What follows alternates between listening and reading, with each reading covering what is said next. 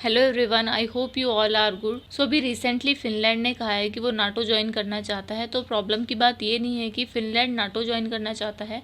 Problem की बात ये है कि फिनलैंड जो है वो रशिया का नेबर है और रशिया की नेबरिंग कंट्री कह रही है कि वो नाटो ज्वाइन करना चाहते हैं। तो इस चीज़ में प्रॉब्लम है क्योंकि इसी की वजह से यूक्रेन वॉर चल रही है, क्योंकि यूक्रेन ने भी कहा था कि वो नाटो ज्वाइन करना चाहता है।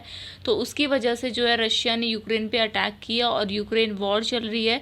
तो अब फिनलैंड कह रहा है कि वो नाटो ज्वाइन करना चाहता है। अब रशिया के लिए एक और चैलेंज है। अब देखते हैं जो रशिया के प्रेसिडेंट हैं व्लादिमीर पुतिन, वो इसे कैसे हैंडल करते हैं। तो स्टार्ट करते हैं टॉपिक।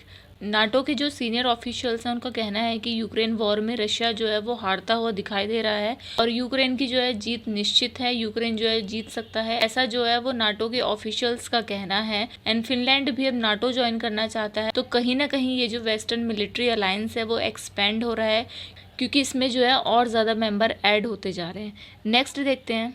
अभी 15 मई को नाटो के डिप्लोमेट्स की मीटिंग हुई बर्लिन में और ये डिस्कस किया गया कि यूक्रेन को किस तरह से सपोर्ट करना है। एंड फिनलैंड और स्वीडन जो कि नाटो ज्वाइन करना चाहते हैं रशिया की वजह से, रशिया जो उन्हें एक तरह से थ्रेट दे रहा है, काफ़ी सारी चीज़ों के बारे में डिस्कशन हुआ। एंड रशिया जो है वो एक तरह से अपना बेस खोता जा रहा है। रशिया जो है वो एक तरह से हार की तरफ बढ़ता जा रहा है, ऐसा जो है वो नाटो के डिप्लोमेट्स का कहना था, नाटो के जो मेंबर्स हैं उनका कहना था।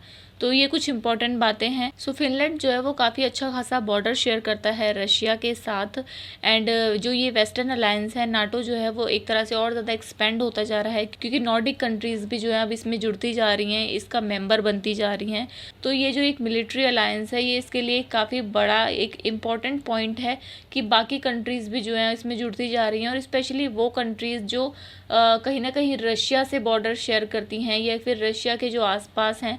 इससे जो है रशिया को कंट्रोल करने में, रशिया को कहीं ना कहीं रशिया पर नज़र रखने में काफ़ी ज़्यादा हेल्प मिलेगी और एक तरह से रशिया के आसपास एक ऐसा एनवायरनमेंट क्रिएट किया जा सकता है। तो इस वजह से ये जो मिलिट्री अलायंस है ये कह सकते हैं कि रशिया के लिए एक खतरा साबित हो सकता है आने वाले टाइम में। सो फिनलैंड की जो पार्लियामेंट है उसने कहा है कि वो बहुत जल्दी इस डिसीजन को इम्प्लीमेंट करेंगे।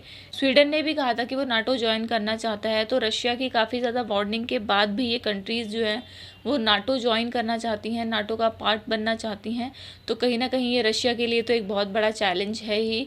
और अभी हम सब देख सकते हैं कि किस तरह से यूक्रेन वॉर चल रही है। यूक्रेन में पूरी जो जियो पॉलिटिक्स है वो बदलती हुई नज़र आती है।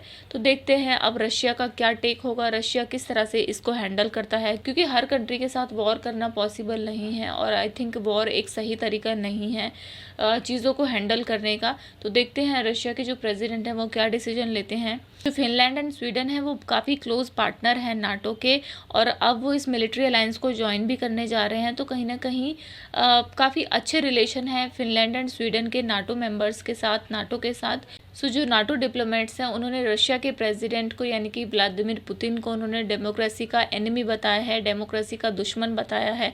और जिस तरह की वो आइडियोलॉजी फॉलो करते हैं उन्होंने भी कहा है कि ये डेमोक्रेसी के अगेंस्ट है। तो कहीं ना कहीं अब ये एक तरह की आइडियोलॉजिकल वॉर भी है। जो नाटो मेंबर्स हैं वो एक तरह से अलग आइडियोलॉजी को फॉलो करते हैं एंड रशिया जो है वो अलग आइडियोलॉजी को फॉलो करता है। ब्रिटेन के जो टॉप डिप्लोमेट्स हैं उन्होंने ये भी कहा है कि जो नाटो मेंबर्स हैं वो सिक्योरिटी इश्यूज़ को तो डिस्कस करेंगे ही करेंगे, साथ ही साथ बाकी इश्यूज़ को भी डिस्कस किया जाएगा। जैसे कि चाइना की जो बढ़ती पावर है, चाइना जिस तरह से काफ़ी तेज़ी से बढ़ रहा है, तो कल को ये भी एक काफ़ी बड़ा चैलेंज साबित हो सकता है। यानी कि काफ़ी डाइवर्स इशू भी डिस्कस किए जाएंगे, तो ऐसा कहना है। अभी रिसेंटली जो है 15 मई को नाटो के मेंबर्स की जो है वो एक मीटिंग हुई है, तो उसमें ये सारी चीज़ें रखी गई थी और साथ ही साथ यूरो अटलांटिक सिक्योरिटी को प्रोटेक्ट किया जाएगा एंड जो इंडो पैसिफिक सिक्योरिटी है उसको भी ध्यान में रखा जाएगा, क्योंकि यूएसए के लिए इंडो पैसिफिक वाला जो रीजन है वो काफ़ी ज़्यादा इंपॉर्टेंट है। तो उसमें चाइना का एंड रशिया की अगर इम्पोर्टेंस बढ़ती है तो ये कहीं ना कहीं यूएसए के लिए एक खतरा साबित हो सकता है। तो कहीं ना कहीं देखना ये बहुत इंपॉर्टेंट होगा एंड बहुत ही इंटरेस्टिंग होगा कि रशिया अब किस तरह से हैंडल करता है, क्योंकि फिनलैंड ने तो कह दिया है कि वो नाटो ज्वाइन करेगा एंड स्वीडन का भी कहना है कि वो नाटो ज्वाइन करेंगे। और ये जो कंट्रीज़ हैं वो बिल्कुल आप ये मैप में देख सकते हैं, फिनलैंड का बॉर्डर जो है काफ़ी अच्छा खासा बॉर्डर शेयर करता है फिनलैंड रशिया के साथ और उसी के बगल में स्वीडन भी है। रशिया के लिए सच में काफ़ी बड़ा चैलेंज है। अभी यूक्रेन ने कहा था तो रशिया ने युद्ध किया एंड वॉर अभी तक चल रही है। तो इस तरह से अगर रशिया के आसपास वाली कंट्री नाटो में ज्वाइन होती हैं तो सच में रशिया की सिक्योरिटी के लिए एक खतरा है एंड किस तरह से रशिया इसे हैंडल करता है। सो या that is it. I hope आपको ये टॉपिक पसंद आया होगा एंड आपको अच्छे से समझ आया होगा। आई hope you like this video. Thank you. Have a nice day.